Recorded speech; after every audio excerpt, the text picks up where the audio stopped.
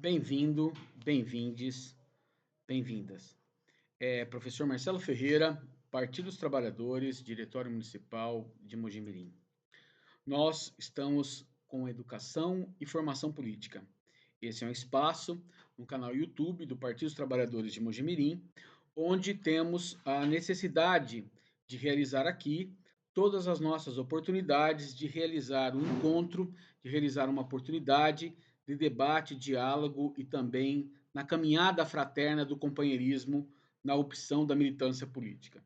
Então, estamos aqui também porque pertencemos a um grupo, o Grupo Professor Elci Diegas, que é um grupo de educação e formação política que se reúne no Partido dos Trabalhadores de Mojimirim, que constitui um grupo que faz a curadoria da história e da memória do partido.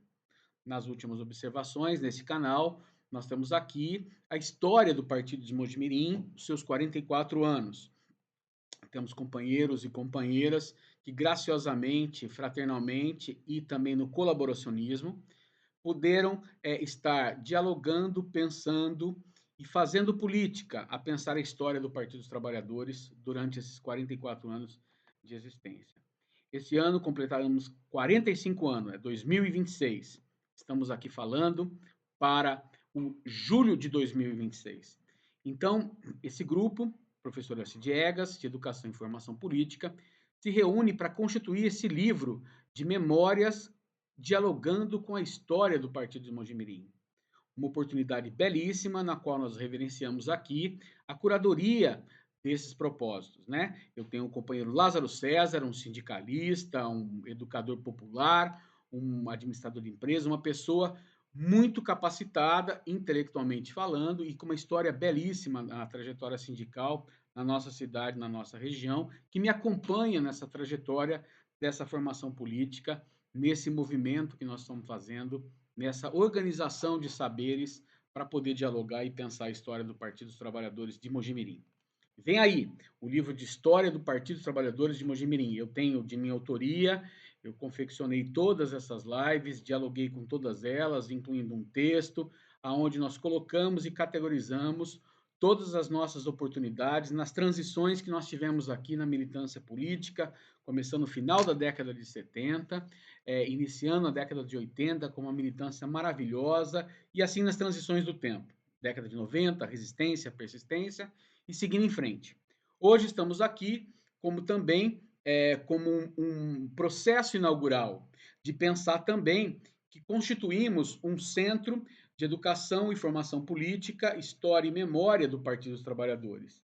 E também para essa consequência pensar um livro onde nós transitamos, né, que é a próxima edição, um livro que vem aí para o futuro de 2027. Nós vamos transitar com as histórias que foram narradas a partir dos fatos que estão em jornais da nossa cidade, da nossa região. Então, cada matéria, cada tira, cada editorial, cada texto que foi confeccionado de todos os companheiros e companheiras filiados no Partido dos Trabalhadores, no trajeto da sua história, estará reverenciado nessa segunda obra que pretendemos editar. Também temos futuramente aí um livro dessas memórias com as imagens desse Partido dos Trabalhadores de Mojimirim. Então, temos muita coisa para poder fazer nesse Centro de Educação e Formação Política, História e Memória do Partido dos Trabalhadores. Então, nesse preâmbulo todo aqui, estamos com esse módulo, onde pretendemos trabalhar e dialogar, né, a realização de uma formação, educação e formação política, onde nós vamos falar a questão do fim dessa jornada 6 por 1. Então, para poder pensar essas caracterizações, para poder pensar essas configurações, nós estamos fazendo reverência aqui naquilo que é necessário para poder dialogar e para poder pensar as estruturas que pertencem a essa trajetória que nós temos no mundo do trabalho. E pensar essa trajetória nada mais do que uma agenda que nós possamos empreender a terceira nova primavera do Partido dos Trabalhadores de Mojimirim, onde nós possamos dialogar com o mundo do trabalho, o Brasil diante da historicidade, os aspectos culturais, econômicos, políticos e sociais. Então, essa é uma primeira live, né? um primeiro vídeo onde nós vamos deixar aqui caracterizado, por isso sempre o nosso bom dia, boa tarde, boa noite, quando você estiver na assistência desse conteúdo para a gente poder se reverenciar, sempre compartilhar e curtir, que é o objetivo nosso aqui, a formação e educação política. Então, categorizando que nós vamos transitar com esse tema, né, do mundo do trabalho e a relação das transformações na história, nos aspectos econômicos, sociais e políticos, também vamos ter outros módulos aonde vamos pensar a elite agrária desse país, o presente e o passado, pensar depois um alinhamento do mundo do campo e do mundo urbano em relação a essa jornada de combate, aí, essa jornada de 6 por 1, inaugurar e reverenciar uma nova forma de dialogar com o mundo do trabalho e fazer isso pensando com qualidade de vida, com aquilo que Lázaro César trouxe aqui para nós, o companheiro Cezinha, né? O nosso César trouxe sabiamente agora há pouco aqui para nós, quando ele transitando pelo mundo do trabalho, identificando que esse mundo do trabalho ele é feito com qualidade, com aprimoramento. E a realização desse mundo do trabalho no mundo do capital se inaugura para a saúde e não para a morte. Se inaugura para a existência e não para a sobrevivência. Então, com essas bases, nós pretendemos dialogar e, nesse primeiro movimento, inaugurar, sim, vamos buscar no mundo operário, no mundo do trabalho, as organizações que estiveram na transitoriedade da história no Brasil para poder caracterizar essas oportunidades aqui, então. Então, eu sou um professor, um historiador, um filósofo, um pedagogo, um bacharel em direito, e me coloco aqui como um aluno, como um estudante de pensar educação e formação política. Então, quero aqui reverenciar todos aqueles que podem estar contribuintes nesse sistema.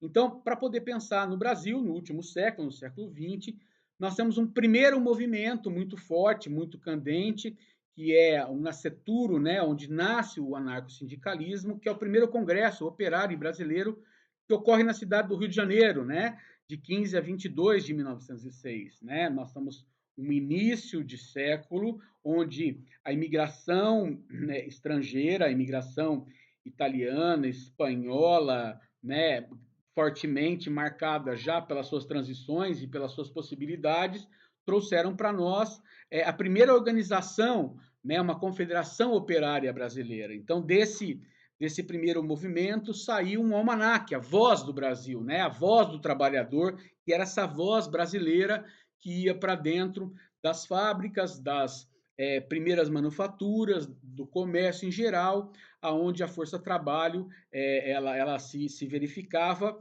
e nós tínhamos jornais profundamente marcados, sim, por um jornal, por um jornalismo anarquista, né? Nós temos a batalha na barricada, justamente para poder verbalizar tudo aquilo que estava nessa primeira reunião de inteligências que sai lá da União dos Operários, da União dos Centros de Artistas e Artesanatos e todas aquelas outras associações operárias de trabalhadores urbanos ou agrários que vão se juntar no Rio de Janeiro, as ligas, né, camponesas ou urbanas, operárias, aí vão se juntar para poder categorizar. Nós vamos ter chapeleiros, marmoristas, estivadores, ferroviários, né, que é uma grande potência no Brasil, esse Brasil de 1906, e nós vamos ter sim, a indústria de tabaco, o café e todos aqueles operários que se organizaram para poder, no Rio de Janeiro, estar na sua representatividade e dialogar. Pensando que esse Brasil de início do século XX é um Brasil agrário, onde traz a maior produtividade é o café, os aspectos econômicos aí, né, do início dessa república, trazem esse mundo agrário, esse mundo do café como preponderante para essa organização. Né? Vamos lembrar, sim, que essa primeira república ela é marcada, sim, pelos anseios de uma oligarquia que se estabelece na venda do seu produto os seus jogos de política, os seus jogos de interesse. A representatividade maior é a expressão da política café com leite, né? Ou seja, os trabalhadores aqui estão na sobrevivência, estão na vivência tentando empreender aqui uma resolução de olhar para essas estruturas de sobrevivência do mundo urbano e do mundo operário e nas suas transições poderem observarem aquilo que de mais interessante, né? Nós vamos verificar que é um Brasil ainda profundamente marcado do começo de século, que vem esse mundo agrário de abastecimento, inclusive da Primeira Guerra Mundial, para justamente pós Primeira Guerra Mundial sobreviver sob as reivindicações das horas-trabalho, que é o fruto, inclusive, desse nosso módulo, dessa nossa live, dessa nossa aula, desse nosso processo dialógico aqui de se pensar o fim e o combate dessa jornada de 6 por 1, inaugurar um outro movimento onde pensamos a saúde do trabalhador, o lazer do trabalhador, a inteligência do trabalhador e do capital, sob outros aspectos de convivência e também de ampliação.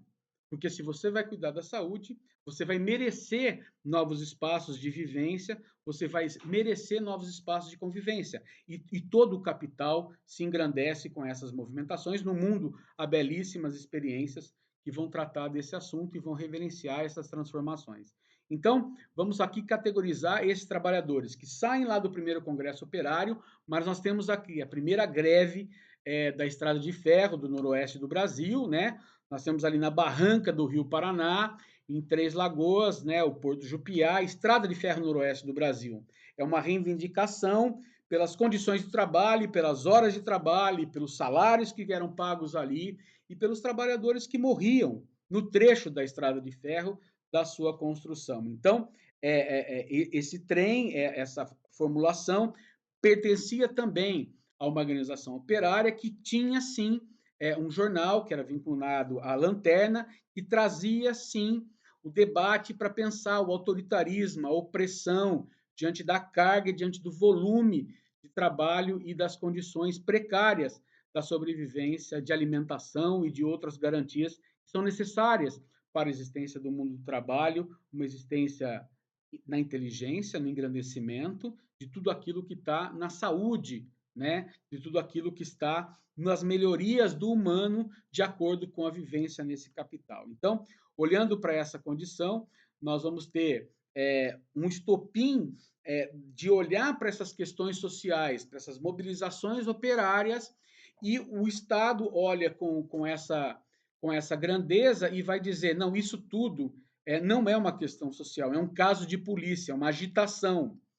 Né? São sindicalistas, são anarquistas e vão tipificar e carimbar logo no seu nascituro o movimento operário e vão assim colocar na ilegalidade e na intervenção da força, da opressão, da violência, tudo aquilo que está categorizado. Nós vamos ter leis de expulsão, né, desses nossos estrangeiros, desses nossos irmãos imigrantes que construíram a nossa nação também, né? A primeira força trabalho é a força preta, a força negra, que parte de África, explorado pelo continente europeu, que também nos explora, né? Vamos verificar aqui que é um Brasil que sai das estruturas escravocratas e permanece na sua servidão, não quebra inaugurando para toda a população negra, para toda a população preta, escolas, universidades, ofícios, né? Ou seja, engenharias de trabalho para poder cunhar os ofícios, não.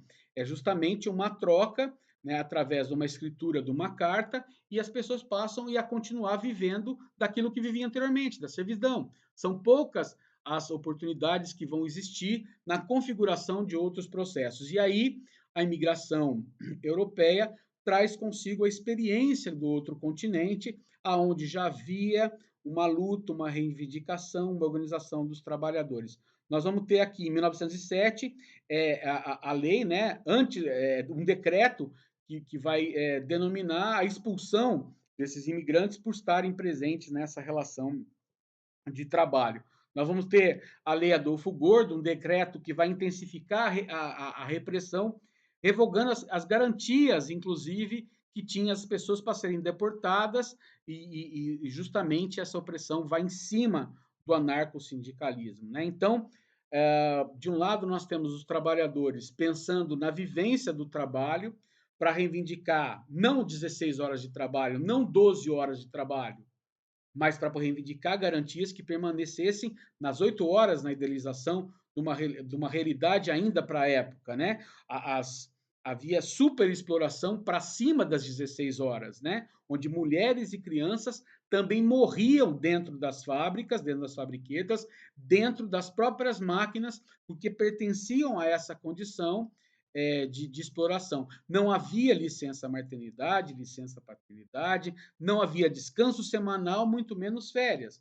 Ou seja, não há garantia dos trabalhadores. Então, aqui eu quero evidenciar que esse primeiro movimento de defesa da lei ou das leis que vão tratar em relação ao direito dos trabalhadores é feito com esses aspectos, com essas condições. E o movimento operário, do ponto de vista dessa pressão e dessa repressão, vive essas contradições e empreende a sua organização e vai para poder combater essas estruturas que haviam, sim, tornado uma condição insuportável para aquela sociedade, essa sociedade de 1917, onde nós vamos verificar São Paulo, uma realidade operária de mais de 100 mil pessoas ainda trabalhando nessas insalubridades que nós estamos categorizando aqui, né? E esse custo de vida, né, muito alto para a sobrevivência, e nós vamos verificar que esses operários, esses trabalhadores, todos aqueles que estão na realização do trabalho, na sua grande maioria, né, nós também temos mulheres e crianças, né, e que trazem para nós todo e qualquer sem garantias e condições de precariedades. Então, São Paulo, o epicentro, a Moca, onde nós vamos ter o cotonifício, e aí lá eclode as primeiras reivindicações em função do cotonifício Cresp, na Moca, em função da questão da paralisação das atividades para repensar essas estruturas de trabalho, essas relações de trabalho de 10, 14, 16 horas, como também as condições de ganho nessa realização. Logo em seguida, isso se esvai, se amplia para o Brás, Barra Funda, Lapa e para o próprio centro comercial na cidade de São Paulo. E a 9 de julho tem o choque, né? 9 de julho de 17, a cavalaria vem com a grande opressão e acaba matando o sapateiro Jorge Martinez.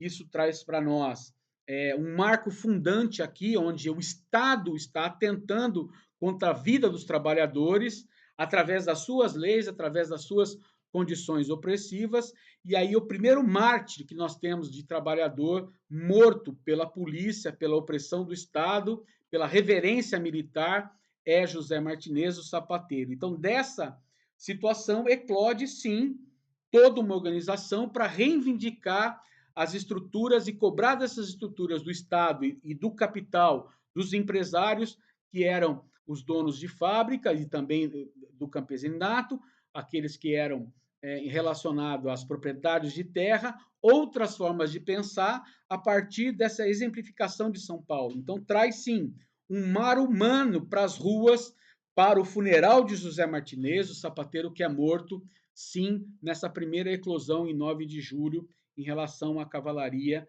do Estado de São Paulo, a Força Pública do Estado de São Paulo. Então, nós vamos ter essa condição de que nós temos um grande funeral empreendido para justamente olhar para essa situação e questionar essas estruturas.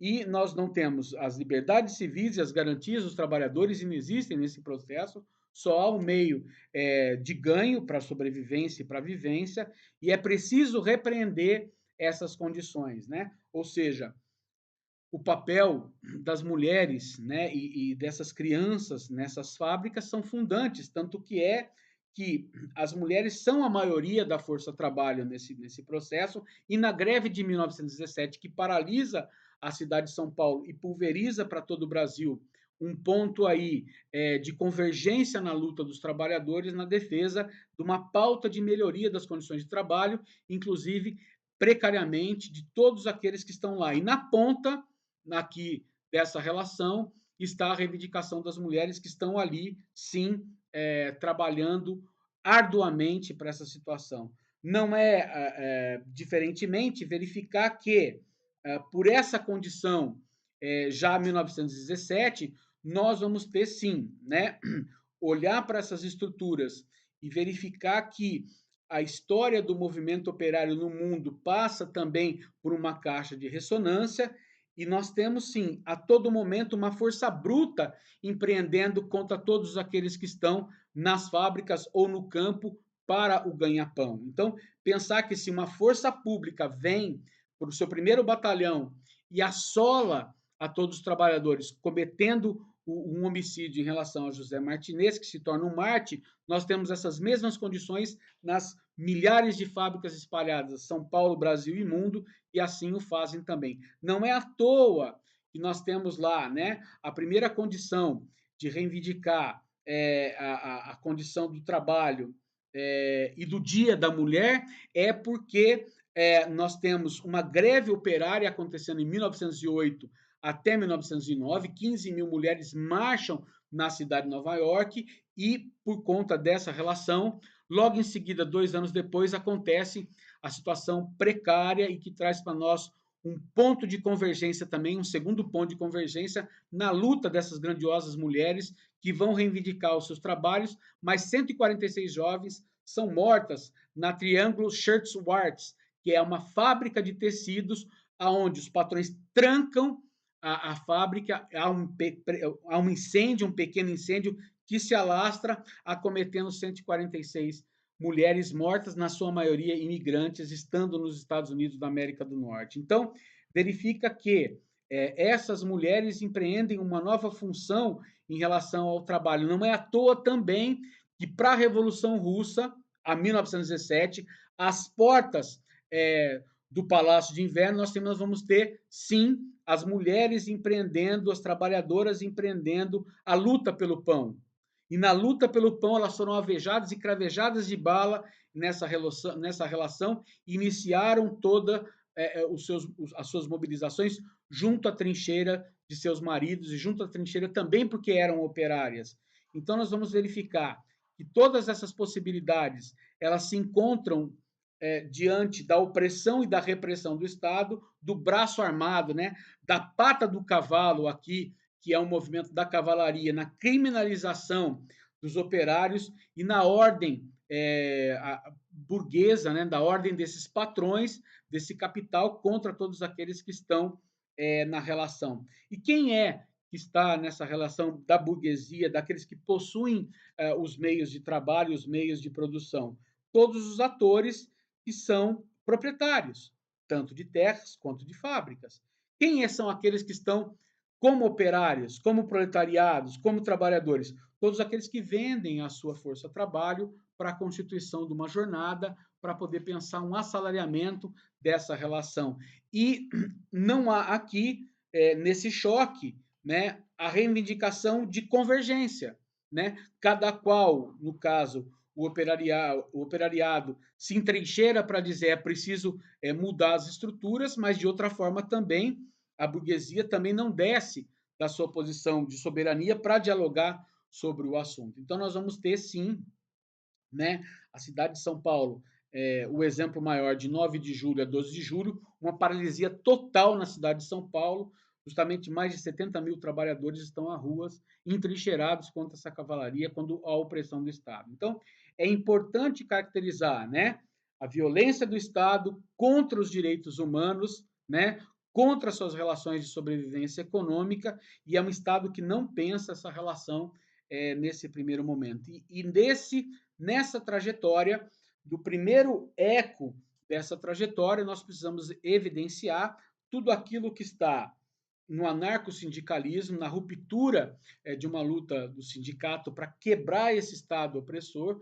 mas também da esfera que nós temos a Revolução Bolchevique, a Revolução Russa, já se empreendendo para se encaminhar na grande revolução dos trabalhadores do mundo. Então, nós aqui em Brasil sofremos também essa caixa de ressonância, porque no Rio de Janeiro também, a 1918, né, soldados e operários entram em confronto numa grande rebelião. No Rio Grande do Sul, em 1917, também, nós temos uma Liga de Defesa Popular. Então, para dizer que, passado esses primeiros movimentos de choque, o que se encontram num legado histórico desse período aí, dos primeiros 20 anos desse novo século XX, né? É uma relação que só vai verificar e visualizar no tempo, quando a CLT de 1943 passa a ser promulgada a Consolidação das Leis do Trabalho, onde pretendo evidenciar e chegar aqui como ponto de fixação desse primeiro movimento, de dialogar sobre essas estruturas. Precisamos dizer que esse Brasil dos seus primeiros 20 anos é um Brasil que vive de uma oligarquia e ainda em transição de poderes, a chamada política café com leite, ora São Paulo governa o Brasil, ora Minas Gerais, mas com outros olhares e outras roupagens que vai desaguar em 1930, numa revolução, onde vai procurar, sim, uma ruptura para uma transição de um Estado maior opressivo, de um Estado de maior violência. Lembrando aqui que, para 1922, nós temos o modernismo, nós temos a organização sindical, a fundação do PCB, nós temos evoluções em relação ao pensamento e à intelectualidade, de caracterizações na qual pensamos um Brasil brasileiro, né? Um Brasil onde identificamos o que é nosso, né? O antropofagismo, né? Trazemos e devoramos tudo que está ao derredor e fora e produzimos algo que nos é próprio. Então, nós temos aqui, sim, o movimento do tenentismo, né, que é um primeiro estupim de pensar a ruptura desses sistemas, o 18 de Copacabana, né, de julho de 22, o Ford de Copacabana, aonde a defesa de um voto secreto, a moralização de costumes na política, para romper com a política chamada do cabresto, né? Todos aqueles que votavam tinham seu endereçamento e a fiscalização de seu voto numa mordaça social empreendida por todos aqueles que se encontravam no poder, porque ainda é um Brasil agrário na sua grande maioria. Vamos entender que a grande ruptura desse processo vai se dar somente com a Coluna Prestes, um movimento armado de confronto de oficiais que parte do Rio de Janeiro a percorrer todo o Brasil e a se engrandecer, denominado na Coluna Prestes, que é a grande chefia desse movimento, para se estruturar e para poder pensar tudo aquilo que está em relação à exclusão, tudo aquilo que está em relação à opressão social nesse período, né? Ou seja, vamos verificar que nós temos uma crise social em mundo que se desenvolve ao final da década de 20, em 1930 nós temos a quebra, 29, a quebra da Bolsa de Valores, em 30 a quebra do café também, aonde os cafeicultores de São Paulo vão buscar para pagar essas dívidas que contraíram no Estado, né? Ou seja, vão socializar o prejuízo. Aí o Estado serve como Estado social para poder manter aqueles que estão no capital e financiar esses que estão no capital. Doravante aqui, isso acontece nos tempos contemporâneos 2026. Precisamos estar atentos com essas relações. Então, a resposta desse mundo do Brasil de 20 para o Brasil de 30 vai ser uma ruptura dessa política café com leite, no movimento onde Getúlio Vargas, que era candidato da oposição junto com João Pessoa, pela morte de João Pessoa, nesse combate que transforma João Pessoa em Marte e empreende um golpe de Estado, empreende uma nova república. Então, essa nova república traz com si para nós, para o mundo do trabalho, esses pensamentos, essas matrizes que vou dialogar. Sua estrutura que nós temos no sindicalismo da herança de 17, uma pluralidade e uma autonomia, né, de uma base ideológica, para um sindicato que vai para a década de 30, único e atrelado ao Estado pelas bases do Estado Novo de Vargas. Então, nós temos uma arma de combate, que é a organização social, ação direta na greve, mas lá com o Estado Novo nós vamos ter a questão da justiça do trabalho e as homologações logo em seguida que vai se derrogar na consolidação das leis do trabalho. Nós temos o papel do Estado nesse momento em relação a esse sindicalismo de 17, que é a repressão e a ausência de contratação para forçar esses trabalhadores à precarização das suas condições, salários baixos, grandes jornadas e sem direito a algum das suas condições de trabalho. Mas também nós vamos ter, com o Estado de pós-30, nós vamos ter um Estado tutor e fiscalizador. Então, nós vamos ter essas caracterizações, é importante a gente avançar nesses sistemas para poder pensar aqui. E primeira mobilidade aqui, nós precisamos sim dialogar e entender, né, que tivemos aí sim uma Constituição de 1934, uma Constituição com roupagens da cidadania nos direitos dos trabalhadores, que reconhece uma jornada de 8 horas, que era parte lá do que estava em 17, que reconhece a proibição de um trabalho infantil, né, dos menores de 14 anos, que reconhece as inovações no sistema eleitoral, que torna as instituições maior fiscalizadora dos processos eleitorais e da vida política. Então, nós vamos ter uma Constituição, mas que dura muito pouco.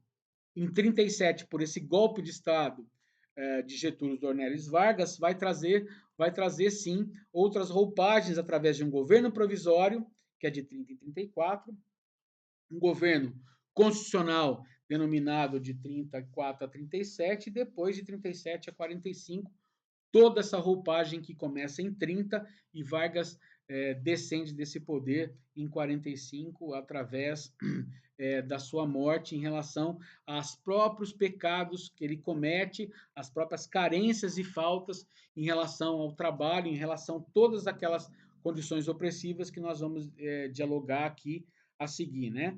Então, para poder empreender esse sistema autoritário, do Estado autoritário, é denominado um plano Cohen. Né? Esse plano Cohen, ele começa a ser verbalizado que o Brasil se tornaria um país socialista comunista, né? A divulgação do general Góes Monteiro, através da Hora do Brasil, um sistema único sistema de informação da população brasileira, e assim nós temos a Hora do Brasil como uma conquista de trazer tudo aquilo que é debatido no Executivo, pelo Presidente da República, pela Câmara dos Deputados e pelo Senado Federal, mas à época era o único veículo, porque não tínhamos ainda televisão, porque não tínhamos as mídias de rede, era um Brasil ainda muito incrustado no papel e no rádio.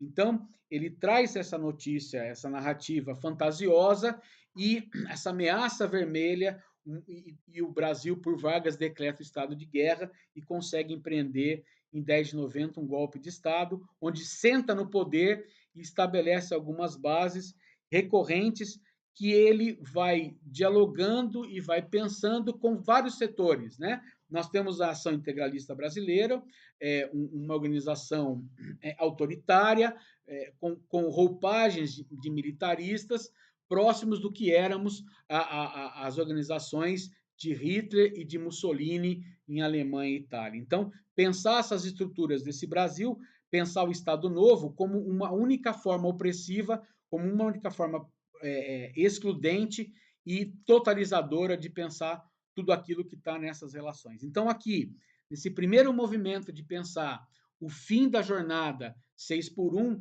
quer trazer essa historicidade desse país para justamente perceber esse Brasil que sai, né, da década de 20, da década de 30, entra para a década de 40 sob a repressão, sobre várias situações que o Estado vai empreender em relação às condições dos direitos de nós, direitos humanos, de todos aqueles que estamos na vivência e na convivência. Então, vai ser criado um departamento de fiscalização de imprensa, o chamado DIP, vai ser criado um departamento de administração do serviço público, que vai fiscalizar todas as operações públicas nesse país, mas justamente para justamente empreender um Estado extremamente autoritário, um Estado que pune as pessoas por pensar. E o sindicalismo fica atrelado a esse Estado com mortandades e perseguições e expulsão de todos aqueles que estão nas relações e o confinamento, prisão das suas lideranças sindicais sobre todo esse período, sob essa mão pesada de Vargas. É lógico que o Brasil vai ter, sim, com essas condições, um paternalismo, uma política paternalista e populacionista, porque ele, né, se denomina pai dos pobres porque consegue uma roupagem de garantias sociais, com o 13º salário, com uma estabilidade de emprego, né? É criado um benefício em relação à presente guerra que nós estamos tendo no teatro europeu. A Segunda Guerra Mundial está em trânsito, né? De 39 até 45. Vargas, em 37, vai aproveitar todos esses caminhos, porque vai negociar as estruturas do Estado Nacional, a Siderúrgica Nacional, com como a Exim Bank norte-americano, e nós vamos receber a Vale do Rio Doce, a grande produtora de minério, nós vamos ter a criação da Chesf, né, Hidrelétrica de São Francisco, e a Fábrica Nacional de Motores, que inicialmente produzia motores de avião. Então, nós vamos ter, sim, a criação do mundo industrial, que sai desse mundo agrário, para entrar na década de 40 e navegar nesses bons ventos, que o Brasil é, de novo, aquele fornecedor de condições de produtos do extrativismo, né, tanto a pecuária quanto a agricultura, e também agora passa a ser um Brasil fabril, nessas negociações que o faz com os Estados Unidos e com o eixo também. O fim da era Vargas, na sua renúncia e sem os seus meios de resistir, na falência dessa questão econômica, principalmente pela falência do café, traz para nós outras roupagens desse país, mas que aquilo que quero produzir, e para ir já finalizando esses primeiros movimentos, de inaugurar esse processo de pensar o fim desse Brasil, desse 6 por 1, né, e como isso se inaugura é quando nós temos lá, na década de 40, 1943, a regulamentação da consolidação das leis do trabalho. Uma lei do trabalho que vai ser uma cópia, em algum momento, e ruptura do Estado de lavoura, o Estado fascista, que nós precisamos dar muito diálogo e dar muito combate, porque a Constituição de 37, que quebra de 34, vem sendo uma cópia fascista, e essa CLT em 43 traz ainda um pouco dessas estruturas que precisam ser quebradas e que precisamos do fruto do sangue daquelas primeiras reivindicações de 17, essa CLT de 43 traz uma realidade para um Brasil que precisa ser não excludente, mas precisa ser componente, aonde precisamos dialogar e debater e pensar o direito dos trabalhadores, aquilo que pensamos em consolidar para entender a própria política que é empreendida em relação ao direito dos trabalhadores, de todo o movimento operário, para se pensar as bases do dia atual. Então, é importante pensar a CLT como uma modernização brasileira das relações de trabalho, sim, a de 43, onde nós pensamos, sim, que uma lei que trouxe, né, a quebra com aquela Carta de Lavoro de 37, uma lei que traz artigos que incorpora direitos reais e que estavam já preconizados desde 1925, como férias, como um 13º e como uma partida de uma jornada de 8 horas. Então, verifica aqui que nós precisamos dialogar e pensar sobre essas estruturas para justamente ter a caracterização.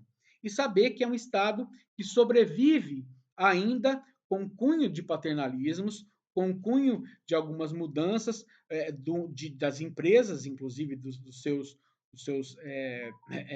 operariados, ainda dos nossos trabalhadores, nesse choque de viver entre o paternalismo que, quando a organização social criou condições de reivindicar aquilo que era de direito, algo lhe foi tirado, foi encarcerado, para justamente promover uma outra roupagem e ter alguém que se torna pai dos pobres, Getúlio Vargas. E esse pai dos pobres depois se reveste no empregador, se reveste no empresário, se reveste no grande proprietário de terra que apadrinha essas relações, que está um pouco dessa herança oligarquista desse Brasil mais agrário do que o Brasil urbano. Então, nesse primeiro movimento aqui, desse estabelecimento que estamos tendo aqui, de uma conexão, de pensar, né, o fim da jornada 6 por 1 e pensar o Grupo Optei, de Educação e Formação Política, professor Horácio Diegas, nós estamos aqui finalizando esse processo com várias dessas informações para inaugurar belíssimamente o fazer pensar. E o fazer pensar na criticidade, na oportunidade de fazer da organização do trabalho a saúde, da organização do capital o encontro na sobrevivência, das transformações sociais que pretendemos para essa sociedade do presente, para essa sociedade do contemporâneo. Então, até lá, um grande beijo, saúde a todos nós, obrigado pela oportunidade.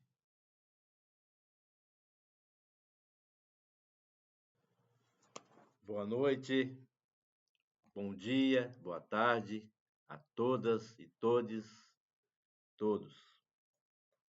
Estamos aqui no canal YouTube do Diretório Municipal do Partido dos Trabalhadores de Mojimirim. Nós somos do grupo de trabalho optei, professora Iraci Ribeiro Diegas, nossa companheira de luta, nossa companheira que foi da Pioesp, foi presidente do nosso diretório municipal, e estamos na terceira jornada da primavera, quando nós estamos tratando aqui do tema sobre 6x1, não é? Jornada de trabalho. E viemos hoje conversar um pouco, repetir um pouco sobre esse assunto. Mas antes disso, eu queria desejar aí a todos e todas e todes, com carinho, uma boa luta, uma boa labuta, uma boa caminhada. Lembrando que a utopia faz parte do nosso dia a dia. O sonho utópico, a utopia, não é? E a utopia, né? O grande sábio já nos ensinou, tem um papel importante que é nos levar à caminhada. Nós continuarmos caminhando. Marcelo, o professor Marcelo, que também está nesse trabalho aqui com a gente, insiste nessa tese do pensar, de fazer pensar, né, na nossa caminhada. O professor Jorge também, Jorge Paulo, está com a gente aqui na caminhada, todos e todos. Antes de mais nada, pedir para que aqueles que tiver acesso a esse material, que contribuam aí com joinha, faça um comentário, né, e compartilhe esse material, esse vídeo, esse trabalho que nos faz pensar, nos faz caminhar. O mundo da utopia, o mundo do trabalho. Hoje eu trouxe a minha carteira de trabalho, né? 40 anos de contribuição aqui. Minha carteira de trabalho para a gente refletir em cima dela. Eu gostaria de dizer que a Declaração Universal dos Direitos do Homem e do Cidadão nos faz refletir, nos chama para refletir hoje. E aí eu penso assim, 2026, terceiro milênio, século 21. Tem hora que eu penso que eu estou errado, que eu estou enganado. Porque a Declaração Universal dos Direitos do Homem, 1780, 1778. Quantos anos depois nós estamos, me parece que discutindo as mesmas coisas. Brasil, nosso país, mais de 350 anos de escravidão,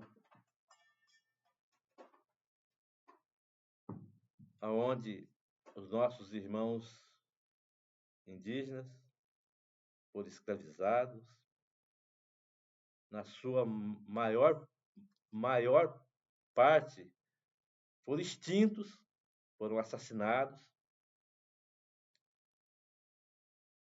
Os nossos irmãos que vieram da África para o Brasil, de vários lugares, construíram a nação, feito escravo. As jornadas de trabalho que a gente está falando nesse debate, representa ser pouco, né? É coisa de ontem. De fato, tinha um professor que falava que nós éramos um eterno fazendão, né? E é pouco tempo mesmo, a industrialização do nosso país é novo. Se nós formos falar de 1930, né, que começa a discutir, começa a implementar a industrialização do nosso país, as leis do trabalho, a CLT, 1940, 42, o Marcelo trata muito bem desse espaço de tempo, tal, nos mostra muito bem isso, mas do ponto de vista da luta dos trabalhadores, das trabalhadoras, hoje nós estamos encontrando no agronegócio, não é todo o agronegócio, né? Uma boa parte dele, encontrando no agronegócio o mesmo tipo de trabalho escravo que nós encontrávamos lá atrás no latifúndio, na casa do engenho.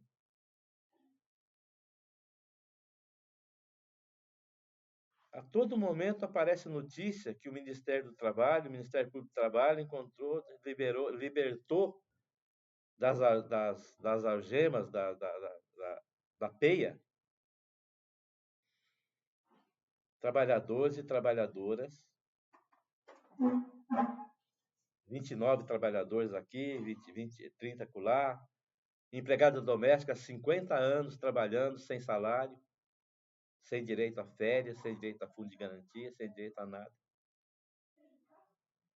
E a gente vem, e eu trouxe aqui, como eu disse, a minha carteira de trabalho, com a Declaração Universal dos Direitos do Homem. Vamos ler aqui, capítulo 3. Vamos ler aqui, em alto e em bom som, né? Todo homem que trabalha tem direito a uma remuneração justa e satisfatória que lhe assegure, assim como a sua família, uma existência compatível com a dignidade humana, e a que se acrescentarão, se necessário, outros meios de proteção social. É disso que nós estamos falando. Quando nós buscamos a redução da jornada de trabalho, de 18 horas para 10 horas, de 10 horas para 8 horas por dia, de 48 horas semanal para 44 semanal, e agora queremos e vamos sair das 44 horas semanal para 36 horas semanal. Por que nós queremos e vamos sair? Porque o trabalho, ele não deve ser motivo de tristeza, de destruição da família, não pode ser motivo de doença, não pode ser motivo de tortura. Não pode e não deve.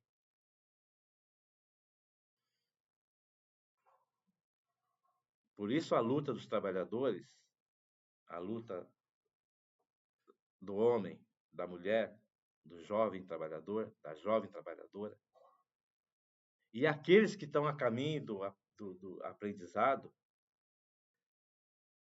deve se refletir e fazer aquilo que boa parte dos grandes empresários, boa parte dos grandes produtores estão fazendo nesse momento.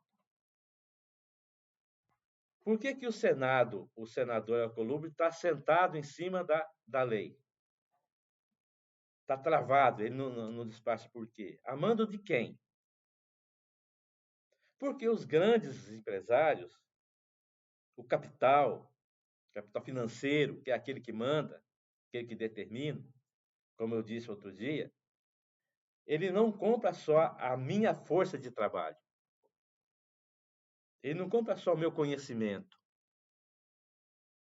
Ele quer comprar também agora a minha dignidade, o respeito. A saúde já comprou, porque já estamos aos frangalhos, né? 22 mil processos trabalhistas cobrando na justiça a saúde, gerando um prejuízo enorme dos empresários. Mas a pedido de quem a Columbe senta lá em cima do processo e não põe a votação no Senado? Porque eles, a meia dúzia de pessoas que comandam e mandam nesse país, determinou que eles não querem ceder, eles não querem ceder. Não quer ceder mais um espaço social para o trabalhador, para a trabalhadora. O que eu vou fazer com esse espaço? O que eu vou fazer com esse tempo? Se eu vou me dedicar ao estudo, se eu vou me dedicar ao esporte, se eu vou me dedicar à família, se eu vou me dedicar... Não interessa, né? O que eu vou fazer com esse espaço. Não interessa. Eu pretendo usar o meu da melhor maneira possível. Ter um tempo a mais para levar minha esposa no clube, né? Viajar um pouco com meu filho, visitar os amigos, os parentes. Então, nós estamos falando dessa realidade perversa que o patronato insiste em não permitir que nós tenhamos um pouco mais de ganho. Que é o que nós estamos discutindo nesse momento, é isso. Ganho. Mas não estamos falando do ganho do dinheiro só, de ter os caraminguá no bolso para gastar, de carrão virtuoso. Não, nós estamos falando de direitos básicos. Um dia de descanso para aquele que trabalha, como a senhora que o Ministério do Trabalho tirou ela da casa da família lá com os 60 anos trabalhando, 60 anos de idade, trabalhando há mais de 50 anos, desde 10 anos de idade na casa da patroa, sem ter dia de descanso. Né?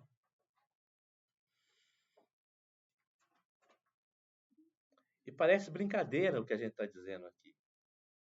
Porque nós não estamos falando para a categoria organizada, Marcelo. Sindicato dos bancários, que já tem uma organização, os bancários organizados, com a categoria metalúrgica, que já tem seus sindicatos organizados, né? Que já conquistou muito e vem conquistando a cada momento que passa lá.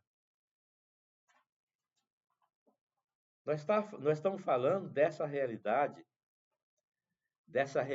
aqui que a Organização Internacional do Trabalho traz para nós. Traz para nós. Não sou eu que fiz a pesquisa. Não é o Marcelo que fez a pesquisa.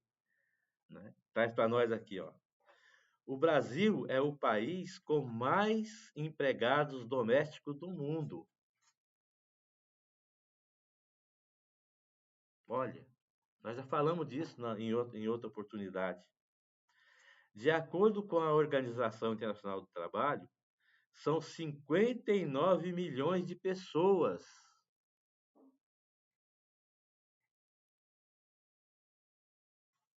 É uma massa de trabalhadores formada por 91% de mulheres.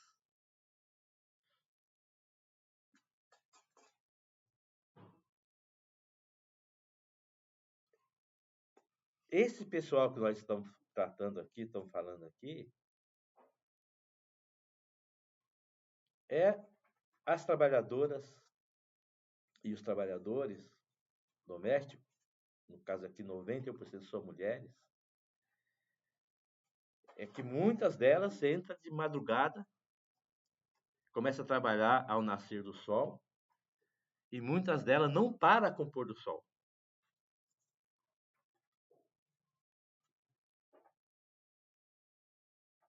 Não para com o pôr do sol. Inúmeras empresas pequenas, onde tem poucos trabalhadores, além de fazer a jornada de trabalho extensa, o ritmo do trabalho alucinante,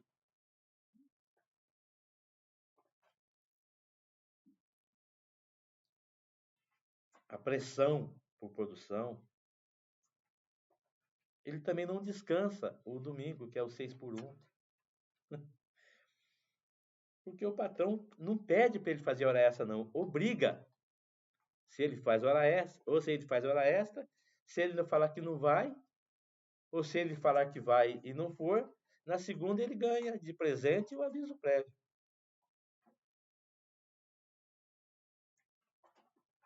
Então é mais do que justo e necessário. É mais do que justo e necessário que essa voz,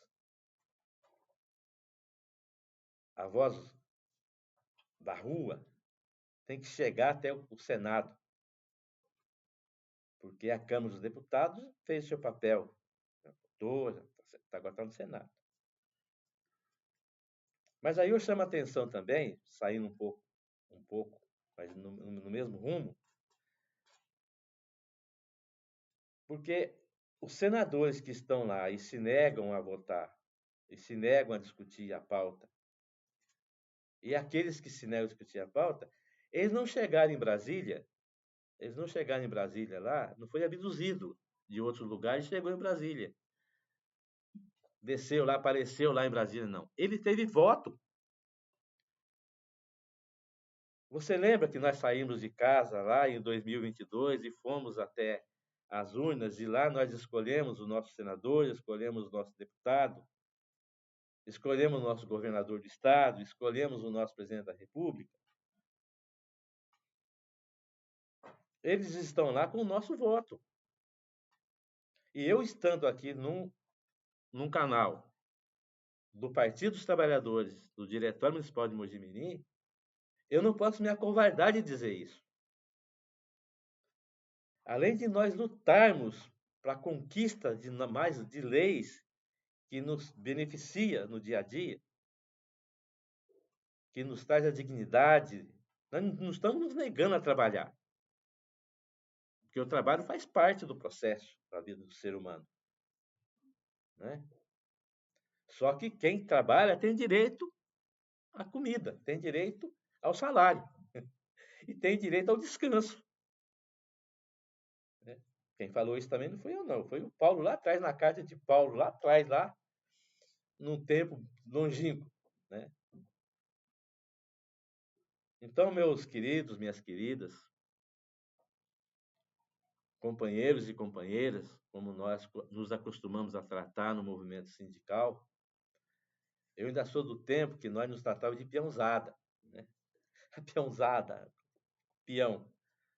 Aí, com o caminhar, com o tempo, que o Marcelo vem tratando disso com a gente aqui também, companheiro. E companheiro é companheiro,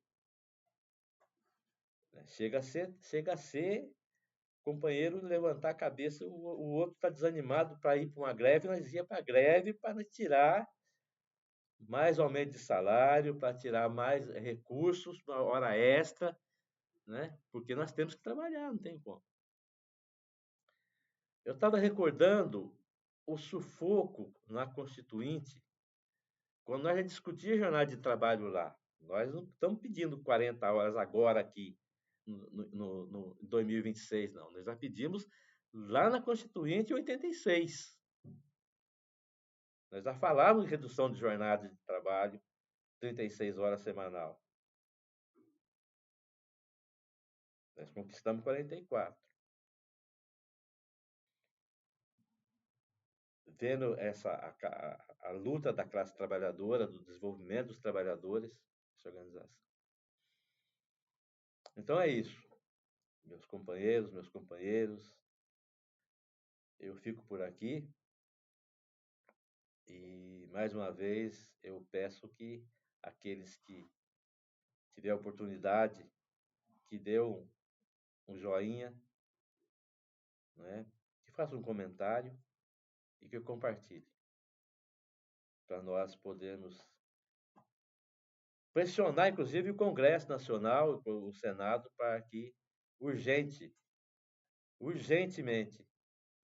vamos acabar com essa jornada de 6 por 1. Isso é desumano. E vou repetir, o trabalho não deve e não pode ser motivo de tristeza, ser motivo de doença na vida do trabalhador e da trabalhadora. Muito obrigado para aqueles que deram oportunidade a gente aqui, que nos aturaram nessa fala. Muito obrigado e vamos à luta que nós vamos conquistar. Vamos juntos.